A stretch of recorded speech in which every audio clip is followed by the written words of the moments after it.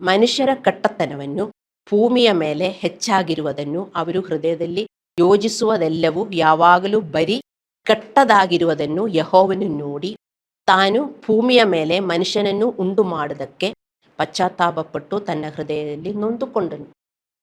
ನಿಮ್ಮ ಹೃದಯ ನನಗೆ ನೋಡೋಕ್ಕಾಗಲ್ಲ, ನನ್ನ ಹೃದಯ ನಿಮಗೆ ನೋಡೋಕ್ಕಾಗಲ್ಲ, ಆದರೆ ದೇವರಿಗೆ ಎಲ್ಲ ನೋಡೋಕ್ಕಾಗುತ್ತೆ. ನಮ್ಮ ಹೃದಯದಲ್ಲಿ ಏನು ನಡೀತಾ ಇದೆ, ಏನು ಯೋಚನೆಗಳು ನಡೀತಾ ಇದೆ ಅಂತ ದೇವರಿಗೆ ಗೊತ್ತಾಗುತ್ತೆ. ನಾವೇ ಸ್ವಲ್ಪ ಟೈಮ್ ತಕ್ಕೊಂಡು ನಮ್ಮ ಹೃದಯದಲ್ಲಿ ಏನು ನಡೀತಾ ಇದೆ ಅಂತ ನಾವು ಯೋಚನೆ ಮಾಡಬೇಕು. ನೀವೇ ನೋಡಿ, ಒಂದು 5 ಮಿನಿಟ್ಸ್ ತಕ್ಕೊಂಡು ನಮ್ಮ ಹೃದಯದಲ್ಲಿ ಏನು ನಾವು ಯೋಚಿಸ್ತಾ ಇದ್ದೇವೆ. ನೀವು ಯೋಚಿಸಬೇಕು, ಎಲ್ಲರಿಗೂ ಒಳ್ಳೆಯದಾಗಬೇಕು ಅಂತ, ನಿಮಗೆ ಒಳ್ಳೆಯದಾಗಬೇಕು ಅಂತ.